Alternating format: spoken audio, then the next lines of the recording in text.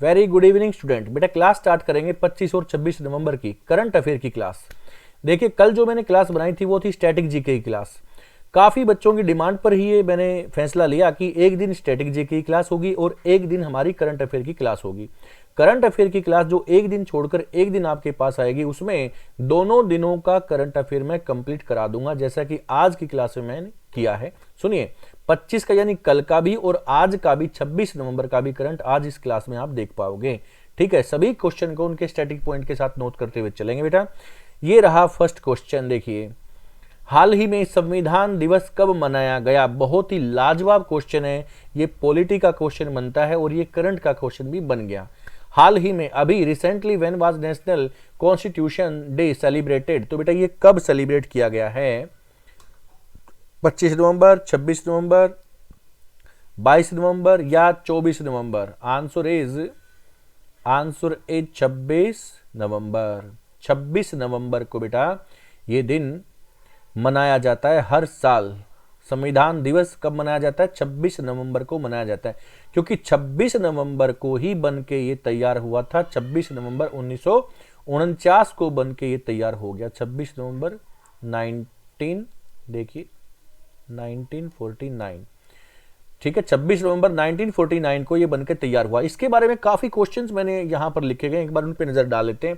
काफी अच्छा क्वेश्चन है, सुनिए। देखिए भारत का संविधान देश को एक समाजवादी और लोकतांत्रिक गणराज्य और संप्रभु धर्मनिरपेक्ष घोषित करता है। मतलब क्या हुआ कि एक तो लोकतांत्रिक बन गया, इसके अकॉर्डिंग भारत का जो संविधान है ये हमें लोकतांत्रिक गणराज्य बनाता है, संप्रभु बनाता है, मतलब कि सबका एक जैसा अधिकार रहेगा देश में, धर्मनिरपेक्ष बनाता है, कोई भी किसी भी धर्म के आधार पर किसी के साथ पक्षपात नहीं होगा, ये बताया जाता है। धर्म, जाति, संप्रदाय, भाषा के आधार पर किसी के साथ भी भेदभाव नहीं होगा।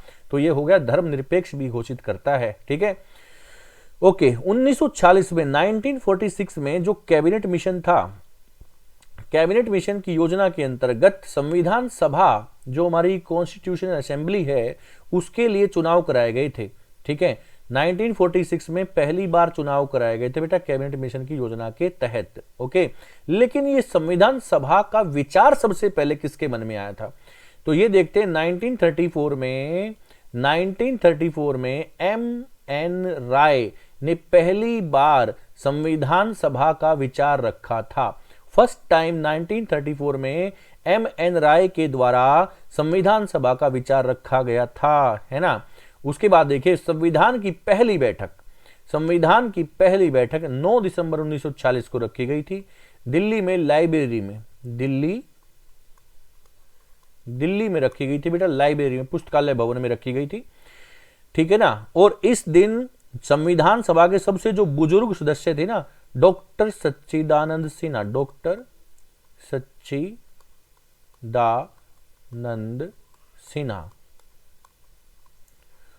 सच्चिदानंद सिन्हा इसके अस्थायी अध्यक्ष चुने गए थे, टेम्पररी हेड चुने गए थे उस दिन। कौन? डॉक्टर सच्चिदानंद सिन्हा, 9 दिसंबर को। ठीक है ना। और मुस्लिम लीग ने इसका बहिष्कार कर दिया था और बोला था कि हमें अलग से पाकिस्तान के लिए संविधान की डिमांड करनी है। ठीक है ना, पाकिस्तान के लिए अलग से मांग की गई थी मुस्लिम लीग के द्वारा। ठीक है, मुस्लिम लीग ने 9 दिसंबर वाली जो बैठक थी संविधान सभा की उसका बहिष्कार किया था, ध्यान से सुन लेना। ओके, और पाकिस्तान के लिए डिमांड की थी उन्होंने। और इस दिन परमानेंट नहीं, टेम्पररी हेड चुने गए थे। कौन? डॉक्टर सच्चिदानंद सिन्हा। यह बैठक कहां पर हुई थी? दिल्ली में हुई थी। कौन से? पुस्तकालय भवन में हुई थी भाई। ठीक है ना। चलो आगे देखो, मैं यहां पर एक पॉइंट आपको और इसी में कंप्लीट कर दूं। सुनिए बेटा, देखो 9 दिसंबर को तो ये हुआ था। 11 दिसंबर को जो दूसरी बैठक हुई, 11 दिसंबर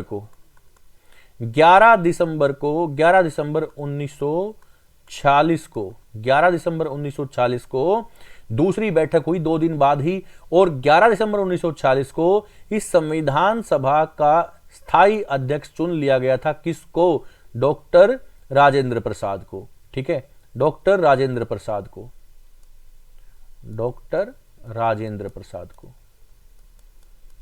डॉक्टर राजेंद्र प्रसाद को परमानेंट यानी स्थायी अध्यक्ष चुन लिया गया था। ओके, आगे देखते हैं। भारत का संविधान बेटा कितने दिन में जाके तैयार हुआ था? 2 वर्ष 11 महीने 18 दिन में ये तैयार हुआ था। भारत का संविधान 2 वर्ष 11 महीने 18 दिन में तैयार हुआ। ये सबसे बड़ा लिखित संविधान है, भारत का सबसे बड़ा संविधान है बेटा। इसमें सरकार का संसदीय स्वरूप अपनाया गया है, मतलब कि संसद के द्वारा ही संविधान तैयार होगा। ओके, प्रमुख कमेटियां, जो मेन कमेटी कौन सी है, उनके हेड कौन से हैं? मेन कमेटीज एंड उनके हेड, ठीक है, कौन कौन? देखिए, प्रारूप समिति बेटा फर्स्ट है, प्रारूप, बहुत ही इंपॉर्टेंट क्वेश्चन है। प्रारूप समिति यानी ड्राफ्ट कमेटी, ड्राफ्ट कमेटी के हेड कौन थे बेटा? भीमराव अंबेडकर, भीमराव अंबेडकर। दूसरा, संघ शक्ति समिति, संघ शक्ति समिति यानी यूनियन पावर कमेटी, इसके हेड कौन है? इसके हेड है जवाहरलाल नेहरू। कौन है बेटा? जवाहरलाल नेहरू। ओके, संचालन समिति, steering committee, steering committee head कौन है? Doctor Rajendra Prasad, doctor Rajendra Prasad. Okay, और आगे है संघीय संविधान समिति, फेडरल कमेटी, संघीय संविधान समिति, फेडरल कमेटी हेड कौन है? जवाहरलाल नेहरू, जवाहरलाल नेहरू। ओके, आगे और देखिए, एक कमेटी और रह गई इसमें, एक और देख लेते हैं बेटा। इसमें कौन है? प्रांतीय संविधान समिति, प्रांतीय संविधान समिति यानी प्रोविंशियल कॉन्स्टिट्यूशन कमेटी, हेड कौन है? सरदार वल्लभ भाई पटेल, सरदार वल्लभ भाई पटेल। प्रांतीय संविधान समिति, आप सबको मालूम है कि जो प्रोविंस थे, जो प्रांत थे, कितने थे देश की आजादी के समय? 565 देसी रियासत थी, भारत इतने टुकड़ों में था। इन सबको जोड़कर एक भारत किया था किसने? एक भारत कर दिया था किसने? किसने किया था बेटा? सरदार वल्लभ भाई पटेल ने। प्रांतीय संविधान समिति के हेड इसलिए ये बनाए गए थे, पूरे भारत को जोड़कर एक करने के लिए सरदार वल्लभ भाई पटेल इसके हेड थे। ओके, आगे देखो, संविधान को 26 नवंबर 1949 को संविधान सभा द्वारा पारित कर दिया गया था। तब इसमें 22 भाग, 395 अनुच्छेद और 8 अनुसूचियां थी, ठीक है ना। आर्टिकल्स 395 थे, 22 पार्ट थे और 8 इसमें शेड्यूल्स, अनुसूचियां नहीं शेड्यूल्स। ओके, लेकिन वर्तमान में इसमें 22 भाग, इस 22 भाग की जगह आप 25 भी कर सकते हो, ठीक है, उसके पार्ट बन गए हैं। 25 इसके पार्ट बने, 395 अनुच्छेद, मेन जो आर्टिकल है वो 395 ही है, लेकिन इसके जो पार्ट बनकर, इसके पार्ट बनकर बेटा क्या और हो गया? इसके पार्ट बनकर ये आर्टिकल कितने हो चुके हैं? इसके पार्ट बनकर आर्टिकल हो चुके हैं 470 आर्टिकल हो चुके हैं बेटा। मेन तो हमारे 395 ही हैं, लेकिन पार्ट बनके जैसे 95 A B C या क ख ग ऐसे करके जो टोटल हैं वो 470 आर्टिकल बन चुके हैं। ओके, बात समझ में आई? और शेड्यूल्स कितने हैं? शेड्यूल्स आज भी 12 ही हैं। ओके, चलो नेक्स्ट पॉइंट देखिए। संविधान सभा की अंतिम बैठक कब हुई थी? लास्ट जो सबमिट है, लास्ट जो बैठक है वो कब हुई थी? 24 जनवरी 1950 को हुई थी, और इसी दिन संविधान सभा के द्वारा भारत का पहला राष्ट्रपति चुन लिया गया था, राजेंद्र प्रसाद को। डॉक्टर राजेंद्र प्रसाद को फर्स्ट प्रेसिडेंट चुना गया था इंडिया का इसी दिन। ध्यान से सुनना, 24 जनवरी 1950 को ये अंतिम बैठक हुई थी। ओके, और देखो ये 26 जनवरी क्यों मनाया जाता है? क्योंकि भारत का जो मेन जो संविधान है वो लागू किया गया 26 जनवरी 1950 को। लेकिन बेटा तैयार तो हो गया था ना, संविधान बनके तैयार तो हो गया था। देखो मैंने यहां पर बता रखा है, संविधान तैयार तो हो गया ना। इस लाइन में देखिए, संविधान को 26 नवंबर 1949 को संविधान सभा द्वारा पारित कर दिया गया था, इसीलिए 26 नवंबर का दिन ही संविधान सभा का दिन माना जाता है।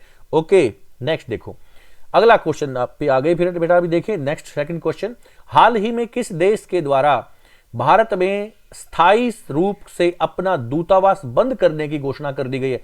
Recently which country announced permanent closure of its embassy in India? तो बेटा इंडिया में कौन से देश ने अपना दूतावास ही बंद कर दिया परमानेंटली, उसको क्लोजर कर दिया बिल्कुल पूरा? तो ये आंसर है अफगानिस्तान। बहुत अच्छा क्वेश्चन है, ध्यान से सुनना। अफगानिस्तान ने दिल्ली में अपनी एम्बेसडी, जो उनकी एम्बेसी है, अपना जो दूतावास है वो अफगानिस्तान ने बंद कर लिया है भाई। और बोला क्या है, क्या आश्वासन, क्या मतलब, क्या कमी बताई है? उन्होंने बोला कि भारत हमारी जो अफगानिस्तान के अंदर जो कमियां हैं उनको पूरा करने में असमर्थ रहा है। भाई हिंदुस्तान क्यों पूरा करेगा, है ना? वो बोलता है हिंदुस्तान हमारा जो फ्रेंडली रिलेशन है उसको भी पूरा करने में असमर्थ रहा है ना? ऐसी कुछ बातें अफगानिस्तान ने बोली हैं कि हमारी जो आकांक्षाएं थी वो भी हमें पूरी होती नजर नहीं आ रही। इसलिए अफगानिस्तान ने अपना जो एम्बेसडी है, अपनी एम्बेसी दिल्ली से पूरी तरह से क्लोज कर ली है। ठीक है, ये है अफगानिस्तान। अफगानिस्तान की बेटा मुख्य नदी काबुल है, सबको मालूम है। काबुल उसकी राजधानी भी है, काबुल उसकी राजधानी भी, और काबुल वहां पर एक नदी भी है ना? अफगानिस्तान के अंदर मुख्य पर्वत श्रृंखला बेटा हिंदू कुश पर्वत श्रृंखला है अफगानिस्तान के अंदर मेन। ओके, और यहीं पर अफगानी मुद्रा, इसकी करेंसी कौन सी है बेटा? अफगानी मुद्रा इसकी करेंसी है। शासन किसका? तालिबान का शासन है बेटा, यहां पर तालिबान का शासन है अफगानिस्तान के अंदर। ओके, कभी समय होता था अफगानिस्तान में महाराजा रणजीत सिंह भी राज करते थे। महाराजा रणजीत सिंह की बहुत बड़ी सेना थी अफगानिस्तान के अंदर, कभी समय था तब। ओके, चलो आगे बढ़ें। तो अफगानिस्तान ने बेटा अपनी एम्बेसी बंद कर दी गई है भारत में। बहुत अच्छा क्वेश्चन है, नोट कर लेना इसको। Okay, question number 3, Marlon Samuel जो वेस्ट इंडीज के खिलाड़ी हैं, आईसीसी ने उन पर कितने साल का बैन लगा दिया गया है? भाई ये करप्शन में दोषी पाए गए हैं। ICC band West Indies player Marlon Samuels for how many years? तो बेटा ये बैन तो लग गया 6 साल का, लेकिन इस बैन का फायदा नहीं है। अभी मैं आपको बात बताऊं, सुनिए।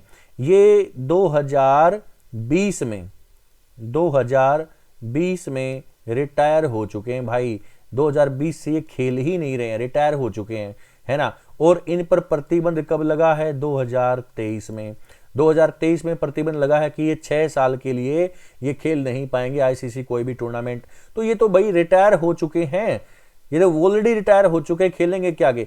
इसलिए बस इन पे ये प्रतिबंध लगाया गया है कि कहीं फिर बाद में दोबारा से लौट के ना आ जाए। एक तरह से बेइज्जती कर दी गई है इनकी, भाई आप नहीं कर पाओगे, अभी आप नहीं खेल पाओगे, है ना? ये है वेस्ट इंडीज के खिलाड़ी, और बहुत ही लाजवाब ये हरफनमौला खिलाड़ी थे सैमुअल्स, ठीक है ना?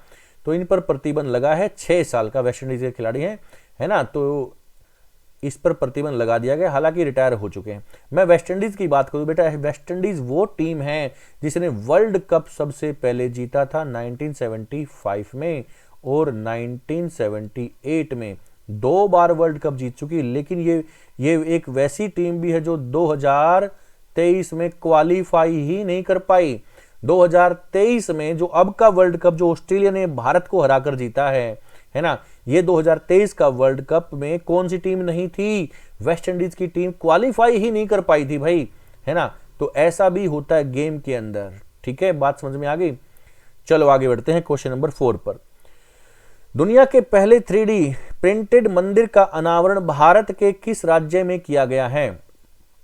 3D प्रिंटेड मंदिर, the world first 3D printed temple has been unveiled in which state of India? तो बेटा 3D टेम्पल ये बन चुका है भाई, है ना? 3D टेम्पल तो बेटा ये कौन से राज्य में बना है? ये तेलंगाना में बना है। तेलंगाना में बन चुका है भाई। तेलंगाना की राजधानी कौन सी है? हैदराबाद इसकी राजधानी है तेलंगाना की। बात समझ में आ गई? हैदराबाद ये जो तेलंगाना राज्य है ना बेटा, ये आंध्र प्रदेश से अलग हुआ। और ये आंध्र प्रदेश से कब अलग हुआ था भाई? 2 जून 2014 में। 2 जून 2014 में, ठीक है ना?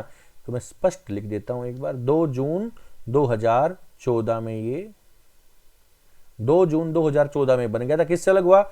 आंध्र प्रदेश से अलग हुआ। इसकी राजधानी हैदराबाद हो गई अभी। ओके, और हैदराबाद ही रहेगी क्योंकि हैदराबाद इसी के अंदर आता है। आंध्र प्रदेश की कैपिटल चेंज होगी बेटा अमरावती, ये बच्चे ध्यान रखना। ओके, इसके सीएम कौन है? तेलंगाना के चीफ मिनिस्टर कौन है बेटा? के चंद्रशेखर राव। तेलंगाना के चीफ मिनिस्टर, सीएम कौन है? तो तो सीएम है बेटा के चंद्रशेखर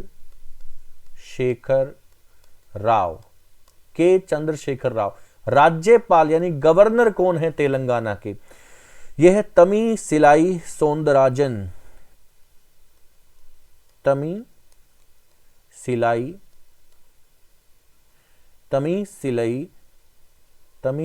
सौंदरराजन ये लेडी है। तमिसिलाई सौंदरराजन यहाँ की गवर्नर है तेलंगाना की। ओके, बात समझ में आ गई। चीफ मिनिस्टर कौन है? के चंद्रशेखर राव। ओके, राजधानी कौन सी? हैदराबाद। तेलंगाना बना किससे? आंध्र प्रदेश से अलग होकर बना। कब बना? 2 जून 2014 को बना तेलंगाना। और यहां पर 3D प्रिंटेड मंदिर बन गया बेटा। इसके निर्माता कौन है? इस 3D प्रिंटेड मंदिर के निर्माता कौन है बेटा? मैं आपको वो बता दूं एक बार। ये है अपसुजा इंफ्राटेक।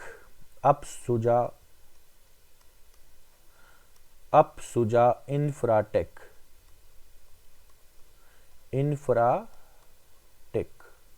ये इसके निर्माता है, कंपनी है। ये कंपनी कौन सी है? अपसुजा इंफ्राटेक के द्वारा ये बनाया गया है। यहाँ 3 मंदिर हैं, ध्यान से सुनना। ये 3 मंदिर है बेटा। शिव जी का मंदिर है, शिव का मंदिर है, माता पार्वती का मंदिर है और गणेश जी का मंदिर है। ये 3 मंदिर है यहाँ पर, शिव पार्वती गणेश। निर्माता कंपनी कौन सी है? अपसुजा इंफ्राटेक। ओके, तो ये था क्वेश्चन। अब बढ़ते हैं क्वेश्चन नंबर 5 पर। संयुक्त राष्ट्र बाहरी लेखा परीक्षक पैनल का उपाध्यक्ष किस भारतीय को चुना गया है? Which Indian has been elected as the vice chairman of the UN external auditor panel? तो बेटा आंसर इज, ये चित्र आप देख रहे हो बेटा, जिसने चित्र देखा जो पहचानते हैं वो तो नाम पहचान ही गए। कौन है? गिरीश चंद्र मुर्मू, सुमित्रा महाजन, ओम बिरला, रुचिका कंबोज। सुमित्रा महाजन तो साफ तौर पे दिख रहा है कि नहीं है ना, लेडी का नाम है, ये एक पुरुष है। तो बेटा आंसर इज गिरीश चंद्र मुर्मू। ये है बेटा गिरीश चंद्र मुर्मू। भारत के अंदर ये कौन से पद पे थे? सीएजी भारत के थे। ये नियंत्रक महालेखा परीक्षक थे भारत में नियंत्रक महालेखा परीक्षक, कंप्ट्रोलर ऑडिटर जनरल। सीएजी की फुल फॉर्म क्या होती है बेटा? कंप्ट्रोलर ऑडिटर जनरल थे ये भारत के। ओके, तो इनको अभी चुन लिया गया है ना। इनको vice chairman of the UN external auditor panel का वाइस चेयरमैन को चुना गया है बेटा, ध्यान से सुनना। ओके, कहां पर? यूएन के अंदर। यूएन या यूएनओ आप कह सकते हो। यूएनओ की स्थापना कब हुई थी बेटा? 24 अक्टूबर 1945। ये था यूएनओ का जो डे था, वो 24 अक्टूबर 1945 में यूएनओ संयुक्त राष्ट्र संघ की स्थापना की गई थी, ताकि अगला कोई भी वर्ल्ड वॉर ना हो। लेकिन देश ऐसे कई बार ऐसे समय आए जब तीसरा वर्ल्ड वॉर हो सकता था लेकिन बच गया। अब फिर ऐसा ही समय चल रहा है कि तीसरा वर्ल्ड वॉर हो सकता है। यूएनओ की कोई खास भूमिका नहीं रही बेटा, यूएनओ की कोई खास भूमिका नहीं रही। देशों में आपसी शांति और सहयोग भाईचारे को बढ़ाने के लिए संयुक्त राष्ट्र संघ की कोई खास भूमिका नहीं है। ये भी उस पर ही दबाव डालता है जो कमजोर है, जो पावरफुल कंट्री है, उस पर इसका कोई भी जोर नहीं चलता है ना। तो बेटा मैं आपको बताऊं, यूएनओ का हेड ऑफिस किधर है? अमेरिका में है बेटा। कहां पर है? अमेरिका के अंदर है। और इसमें 5 देश ऐसे हैं जिनके पास वीटो पावर है। ध्यान से सुनना, 5 देश ऐसे हैं जिसके पास वीटो पावर है। तो 5 देश कौन से हैं? वो है रसिया, अमेरिका, चाइना, ब्रिटेन और फ्रांस। मैं लिख नहीं रहा हूं, मैं बोल रहा हूं फटाफट। रसिया, अमेरिका, ब्रिटेन, चाइना, फ्रांस, ये 5 देश हैं जिसके पास वीटो पावर है। वीटो पावर का मतलब होता है बेटा कि 4 देश तो मान लो किसी बात पर सहमत हैं, लेकिन एक देश किसी बात पर सहमत नहीं है, तो फिर उस एक देश की बात ही मानी जाएगी, वो काम नहीं होगा। मान लो किसी देश पर प्रतिबंध लगाना है, किसी देश में कोई ग्रुप है, उस पर प्रतिबंध लगाना है, जैसे कोई आतंकवादी संगठन है, जैसे कि हम लश्कर तैयबा ही ले लें या फिर जैश ए मोहम्मद ले लें, पाकिस्तान का एक आतंकवादी संगठन है। ऐसा हुआ भी था बेटा, ऐसा हुआ भी था कि हमने बोला था जैश ए मोहम्मद एक आतंकवादी संगठन है, तो 4 देशों ने तो उस पर एग्री कर दिया, लेकिन चाइना ने बोला नहीं, जैश ए मोहम्मद आतंकवादी संगठन नहीं है, वो तो एक एनजीओ है, इसलिए उस पर प्रतिबंध उस समय नहीं लगा था। बाद में पाकिस्तान ने खुद ही उस पर पाबंदी लगाई थी, है ना। तो बेटा वीटो पावर का मतलब होता है कि 5 जो फिक्स हैं, जो कंट्री उसके जो परमानेंट हेड है ना, वो 5 में से एक मना कर दे तो वो काम नहीं होगा बेटा, ठीक है। कोई भी एक ने मना कर दिया तो नहीं होगा, ये बात होती है वीटो पावर में। और उसके 10 ऐसे देश हैं जो हर 2 साल में चेंज होते रहते हैं, सदस्य हैं। टोटल उसके 15 सदस्य हैं, 5 तो फिक्स हैं, परमानेंट है, 10 उसके टेम्पररी होते हैं जो हर 2 साल में चेंज होते रहते हैं। ओके, तो यूएनओ की बात ये थी। चलो ठीक है, क्वेश्चन नंबर 6 देखते हैं। संयुक्त सैन्य अभ्यास सूर्य किरण जो 17वां है, जो 17th है, ये हाल ही में भारत और किस देश के बीच में हुआ? बेटा ये हर साल होता है इन दिनों में, हर साल इन दिनों में होता है। और सूर्य किरण अभ्यास बेटा ये होता है नेपाल के साथ भारत का।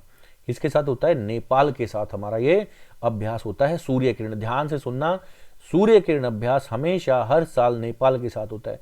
नेपाल की बात आई तो बेटा नेपाल के बारे में बताऊं, राजधानी कौन सी है? काठमांडू। काठमांडू इसकी राजधानी है, काठमांडू। काठमांडू किस नदी के किनारे? आप लोगों ने सोचा काठमांडू किस नदी के किनारे पर है? बता सकते हैं? Kathmandu city bank on which river? तो रिवर का नाम होगा बेटा बागमती। कौन सी नदी? बागमती नदी। देखो बेटा सुनिए, लास्ट जो दिल्ली पुलिस का पेपर था ना, जो पिछला दिल्ली पुलिस का पेपर हुआ था, उसमें यह क्वेश्चन पूछा गया था कि काठमांडू किस नदी के किनारे पर है? बागमती नदी के किनारे पर, ठीक है। नेपाल के अंदर बेटा मैं और एक बात बताऊं, नेपाल की सबसे बड़ी नदी है घाघरा। नेपाल की सबसे बड़ी नदी है बेटा घाघरा, जो कि गंगा की सबसे बड़ी सहायक नदी है। Biggest tributary of Ganga river Ghaghara ही है, जो नेपाल से आती है। देखो बेटा गंगा की मैं 5 ट्रिब्यूटरी बता रहा हूं जो कि नेपाल से आती है। ध्यान से सुनना, गंगा की 5 सहायक नदियां जो नेपाल से आती हैं, मैं यहां पर लिखता हूं, सुनिए। एक तो है घाघरा, एक है बागमती, एक है बेटा गंडक, एक है बूढ़ी गंडक, एक है कोसी। ये नदियां हैं बेटा जो नेपाल से चलकर इंडिया आती हैं और गंगा में मिल जाती हैं, है ना। देखो घाघरा वहां की बहुत बड़ी नदी है, बागमती के किनारे काठमांडू है, और गंडक हमारे यहां पर सोनपुर बिहार में आकर ये गंगा में मिल जाती है गंडक।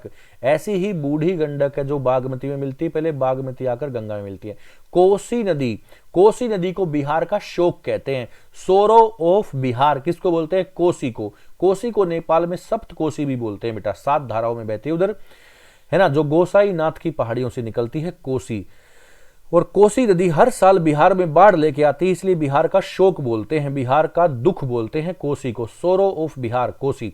और कोसी नदी का एक क्वेश्चन मैं आपको और बताऊं, कोसी नदी सबसे ज्यादा रास्ता बदलने वाली नदी है, सबसे ज्यादा रूट चेंज करती है। अब की बार इस रास्ते से आई, पता लगा अगली बार इससे 2 किलोमीटर दूर से बाढ़ आ रही है ना, ऐसा होता है। सबसे ज्यादा रास्ता बदलने वाली, मार्ग बदलने वाली नदी है कोसी। ओके, ये थे नेपाल के क्वेश्चन। नेपाल के अंदर मैं माउंटेन्स आपको और बता दूं एक बार, फिर इसके बाद नेपाल के हमारे स्टैटिक पॉइंट कंप्लीट होंगे। इन सभी स्टैटिक पॉइंट को बेटा नोट किया करो आप लोग, ठीक है, बहुत इंपॉर्टेंट है ये चीजें।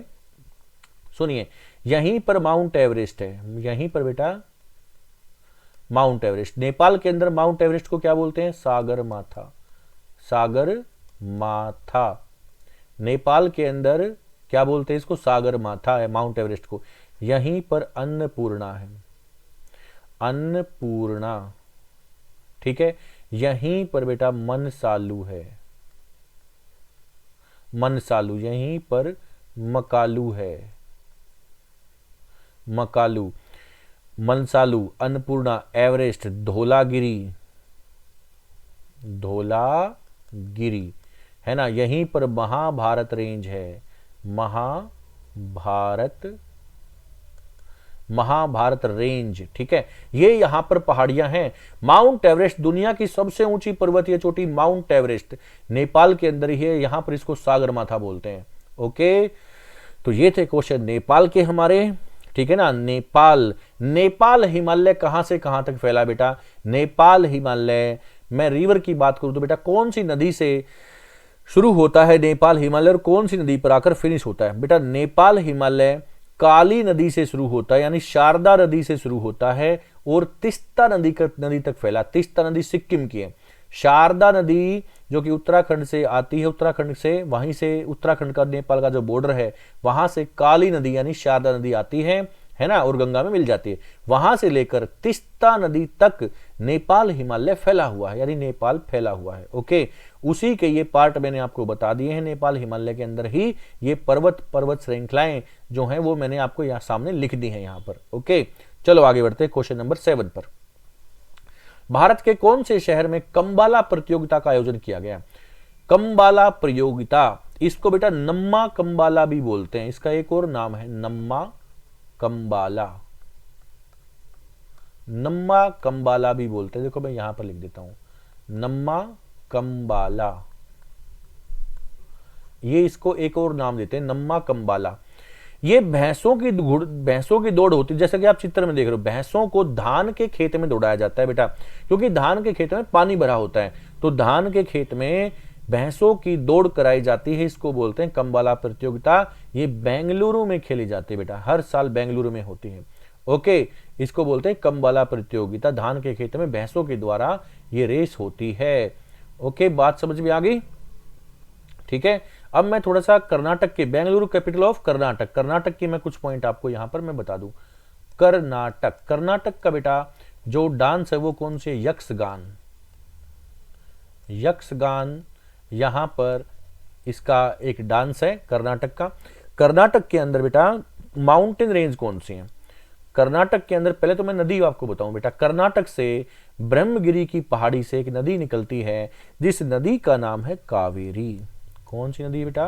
कावेरी। कावेरी नदी वाटर डिस्प्यूट बिटवीन कर्नाटक और तमिलनाडु। कावेरी नदी बेटा कहां से निकलती है? ब्रह्मगिरी की पहाड़ी से, कर्नाटक से। कावेरी नदी जल विवाद कर्नाटक और तमिलनाडु राज्यों के बीच में है, ये भी नोट कर लेना बेटा। कावेरी नदी को दक्षिण भारत की गंगा बोलते हैं, क्योंकि इसमें एक बार तो मानसून आता है तब पानी से भर जाती है, एक बार मानसून जाता है तब पानी से भर जाती है, यानी कि ये सदा नीरा नदी है, सदा बहार नदी है बेटा, हमेशा पानी से भरा होता है। ओके, बात समझ में आ गई? अब मैं यहां पर आपको माउंटेन आपको बता दूं कौन कौन सी पहाड़ियां हैं। यहां पर बेटा मुल्यनगिरी है, मुल्यनगिरी जो कि कर्नाटक की सबसे ऊंची पहाड़ी है ना। यहीं पर बेटा कुद्रेमुख है। कौन सी पहाड़ी है? कुद्रेमुख पहाड़ी है बेटा, ठीक है। यहीं पर ब्रह्मगिरी की पहाड़ी है, ब्रह्मगिरी। यहीं पर बाबा बुदन की पहाड़ी है, बाबा बुदन की पहाड़ी है। मैंने यहां पर 3-4 माउंटेन रेंज बता दी है, माउंटेन पीक बता दी हैं, इन सब को नोट कर लेना है आपको। ओके, कर्नाटक के अंदर मैं नेशनल पार्क भी बोल रहा हूं, सबको नोट कर लीजिए, मैं बोल रहा हूं सुनिए। कर्नाटक के अंदर बेटा सोमेश्वर नेशनल पार्क है, यहीं पर बांदीपुर नेशनल पार्क है, बांदीपुर। यहीं पर नागरहोल नेशनल पार्क है, कौन सा? नागरहोल। यहीं पर कुद्रेमुख नेशनल पार्क है, कुद्रेमुख यहां पर सेकंड हाईएस्ट माउंटेन पीक भी है, मैंने लिख दिया है। ओके, तो कुद्रेमुख, नागरहोल, सोमेश्वर, बांदीपुर, ये नेशनल पार्क है कर्नाटक के अंदर। कर्नाटक के अंदर भारत में दूसरे स्थान पर टाइगर पाए जाते हैं, ये भी नोट कर लेना है। कर्नाटक का डांस है बेटा यक्षगान। कर्नाटक से ही निकलती है कावेरी नदी। कावेरी नदी पर जल विवाद है कर्नाटक और तमिलनाडु राज्यों के बीच में। ये सब पॉइंट आपको नोट कर लेने हैं। ओके, कर्नाटक के अंदर ही है मैसूर, और मैसूर का शेर कहा जाता था टीपू सुल्तान को। ओके, मैसूर की उस समय राजधानी थी कौन सी? मैसूर की राजधानी उस समय कौन सी जो टीपू सुल्तान की राजधानी थी बेटा? कौन सी थी? श्रीरंगपट्टनम।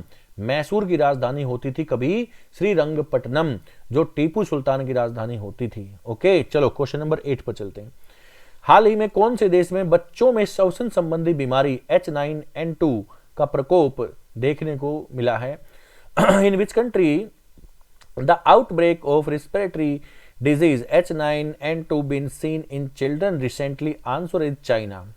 बेटा चाइना के अंदर ही ये बीमारियां आती हैं, ये तरह तरह के एक्सपेरिमेंट करने में लगा रहता है, उससे कोई ना कोई बीमारियां बन जाती हैं, है ना। एक ऐसा देश है जिसने पूरे विश्व की नाक में दम कर रखा है, एक ऐसा देश है चाइना, है ना। अपने आप तो ये आगे बढ़ जाता है, लेकिन कितना सब कुछ छोड़ जाता है अपने आप तो आगे, क्योंकि कोई अच्छी चीज बनेगी तो सिर्फ इसी के काम आएगी, अगर कोई बुरी चीज बनेगी तो उसका खामियाजा पूरा वर्ल्ड को भुगतना पड़ता है। ऐसा ही कोरोना इससे यहां से फैला था बेटा।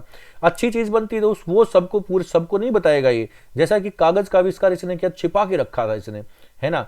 तो बेटा ऐसी बहुत सारी चीजें हैं। चाइना एक ऐसा देश है जो अच्छी चीज होती है तो किसी को बताता नहीं है, बुरी चीज बनती है तो सारी जगह फैला देता है, सबको वो भुगतना पड़ता है ना।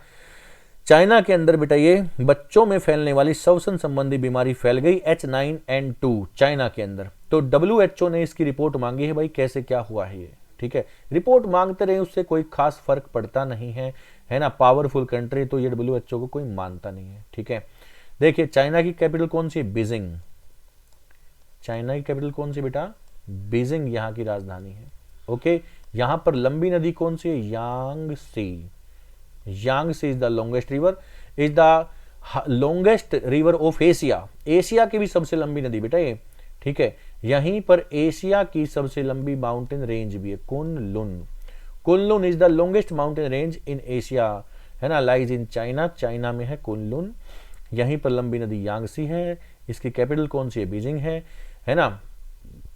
शी जिनपिंग इसके राष्ट्रपति, चाइना के राष्ट्रपति शी जिनपिंग है ना। चाइना के अंदर ही सबसे पहले कागज का आविष्कार हुआ था बेटा। चाइना किस चीज में फर्स्ट है, अभी सुन लीजिए।